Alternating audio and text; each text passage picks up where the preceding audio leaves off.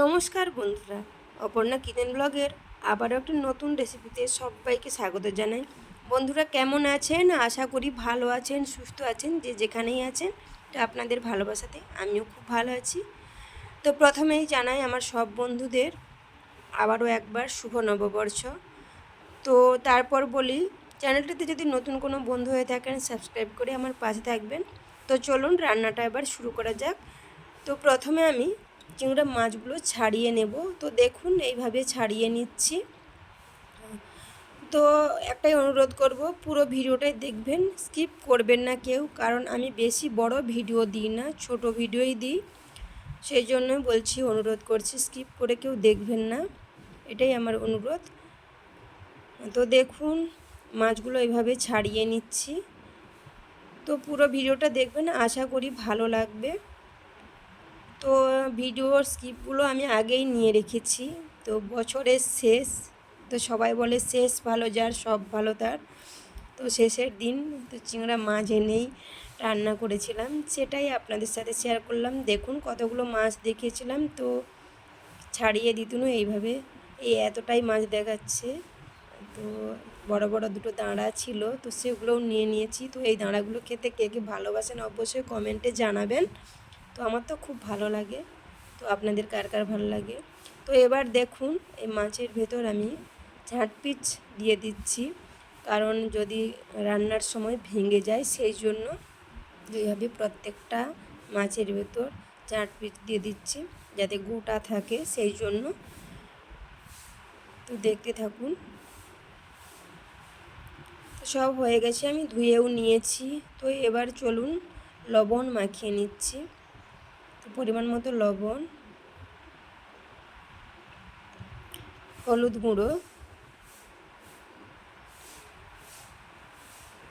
দিয়ে ভালো করে হাত দিয়ে মেখে নেব। দেখুন এইভাবে মেখে নিচ্ছি। তো দাঁড়াগুলোও নিয়ে নিয়েছি রান্না করব বলে। তো দেখুন এভাবে আমার হয়ে গেছে, মাখিয়ে রেখে দিয়েছি কিছুক্ষণ। এবার আমি কি কি দেব মশলা সেগুলো ছাড়িয়ে নিচ্ছি। তো দেখুন ক্যাপসিকাম নিয়েছি, নারকেল নিয়েছি অর্ধেকটা, টমেটো একটা নিয়েছি, এখানে পেঁয়াজ নিয়েছি, রসুন আদা নিয়েছি। তো এগুলো এবার ছাড়িয়ে নেব। তো ক্যাপসিকাম গোটাটা দেব না, অর্ধেকটাই দেব। তো ওটাকে আমি ছোট ছোট করে কুচিয়ে নেব। তো দেখুন বীজগুলো ফেলে দিয়েছি। তো এবার ধুয়ে ভালো করে কেটে নেব ছোট ছোট করে। তো দেখুন এইভাবে পেঁয়াজ কুচিয়ে নিয়েছি, টমেটো কেটে নিয়েছি। এবার ক্যাপসিকামগুলো ছোট ছোট করে আমি কুচিয়ে নিয়েছি। তো আদা রসুন সব কিছু। তো এখানে আমি নারকেল কুড়িয়ে নিয়েছি। তো তারপর আমি একটা মিক্সিং জারে করে আমি বেটে নেব সব কিছু। তো পেঁয়াজ কাঁচা লঙ্কা দুটো নিয়েছি, দিয়ে ভালো করে আমি বেটে নেব। একটু অল্প করে জল দিলাম। দেখুন আমার বাটা হয়ে গেছে, আমি নামিয়ে নিয়েছি। তো এরপর আমি টমেটোটা বেটে নেব, ওই বোলের মধ্যে দিয়ে দেব। তো দেখুন এভাবে বেটে নিয়েছি, টমেটো বাটিয়ে করে রেখে দিলাম। তো আবারও ওই বোলের মধ্যে আমি নারকেল যে কুড়িয়ে রেখেছিলাম ওগুলো বেটে নেব। অল্প নারকেল কুড়ো নিয়েছি, কারণ নারকেলের দুধটা দিলেই ভালো লাগে। তো আমি নারকেলটা কেন ফেলে দেবো, অল্প করে নিয়েই আমি বেটে নিয়েছি। তো দেখুন এইভাবে বেটে নিয়েছি। তো আপনারা দুধটাই নেবেন নারকেল কুড়ার। তো আমি পুরোটাই বেটে নিয়েছি। তো দেখুন এখানে আমার সব কিছু মশলা হয়ে গেছে। তো এবার আমি রান্নাটা শুরু করব। তো এখানে গ্যাসের মধ্যে আমি আগে থেকে কড়াই বসিয়ে রেখেছিলাম। তো ওর মধ্যে সরষের তেল দিয়ে দিলাম। আমি রান্নাটা সরষের তেল দিয়ে করব, তো আপনারা চাইলে সাদা তেল দিয়েও করতে পারেন। তো এখানে আমি ফোড়ন দিয়ে দিচ্ছি, শুকনো লঙ্কা একটা, গোটা জিরে ফোড়ন দিয়ে দিলাম। তো ফোড়নটা আমার প্রায় লাল করে ভাজা হয়ে এসেছে। তো এর মধ্যে আমি কুচিয়ে রাখা ক্যাপসিকামগুলো প্রথমে আমি একটু হালকা করে ভেজে নেব। তো দেখুন এভাবে ভেজে নিচ্ছি।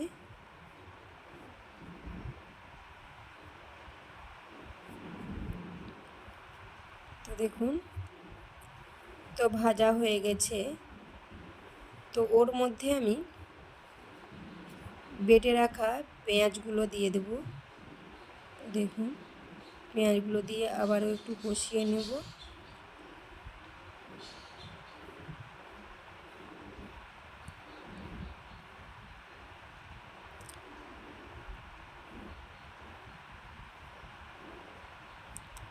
তো এরপর আমি রসুন বেটে রেখেছিলাম, তো ওই রসুন বাটাটা দিয়ে আবারও কষিয়ে নেব।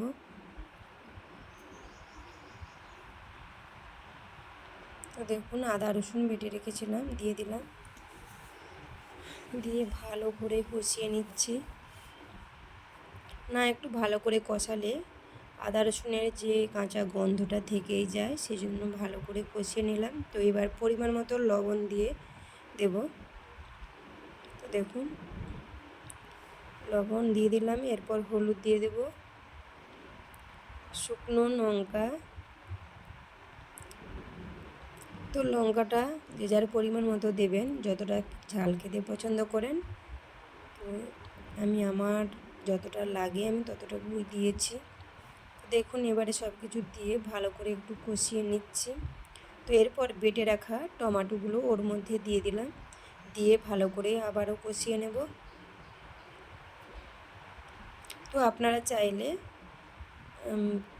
টমেটো কেটেও দিতে পারেন, তো আমি বেটে দিলাম, একটু ওর যে মাড়টা খুব ভালো হয়, তো সেই জন্য আমি বেটে নিয়েছি।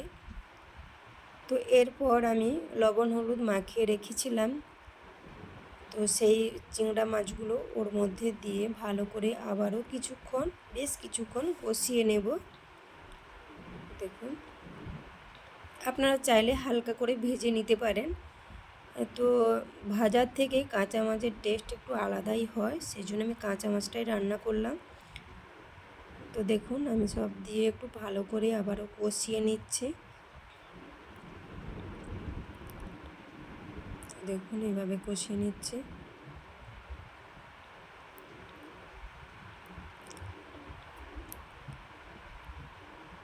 দেখুন প্রায় আমার এইভাবে বেশ কিছুক্ষণ কষানোর পরে আমি পরিমাণ মতো জল দিয়ে দেব। বেশি জল দেব না, একটু সেদ্ধ হবে তার মতো করে আমি জলটা দেব। দেখুন জল দিয়ে একটু নাড়িয়ে নিলাম। তো এরপর আমি ওপর থেকে সেই নারকেল বেটে রেখেছিলাম, তো ওটা আমি দিয়ে দিলাম, দিয়ে ভালো করে আবারও একটু নেড়ে নেব। দেখুন তো নারকেলের দুধ বা নারকেল দিলে ওর টেস্টটা একটু আলাদা হয়, সেই জন্য আমি নারকেলটা দিলাম। তো এরপর আমি এলাচ গুঁড়ি করে রেখেছিলাম, তো ওটা উপর থেকে ছড়িয়ে দিলাম। দেখুন দিয়ে একটু ভালো করে নাড়াচাড়া করে নিলাম। তো প্রায় আমার রান্নাটা হয়ে গেছে। তো এরবার একটা বোলের মধ্যে নামিয়ে নিচ্ছি। তো দেখতেই পাচ্ছেন কত সুন্দর কালারও এসেছে। খাওয়ার পরেই আমি ভয়েসটা দিলাম, সত্যি খুব সুন্দর হয়েছিল। হয়তো বলবেন আমি নিজেই রান্না করে বলছি, সেটা নয়, আমার চিংড়া মাছগুলো গোটা আছে দেখতেই পাচ্ছেন। যাই হোক নামিয়ে নিয়েছি। তো দেখুন তো কালারটা সুন্দর এসেছে, তাই না বন্ধুরা? তো যাই হোক ভিডিওটি বেশি আর বড় করব না, ভিডিওটি এই পর্যন্ত। তো দেখা হবে পরের কোনো ভিডিওতে। তো ততক্ষণে বন্ধুরা আপনারা ভালো থাকবেন, সুস্থ থাকবেন, নিজেদের খেয়াল রাখবেন, অনেক ভালোবাসা রইল। টাটা বন্ধুরা।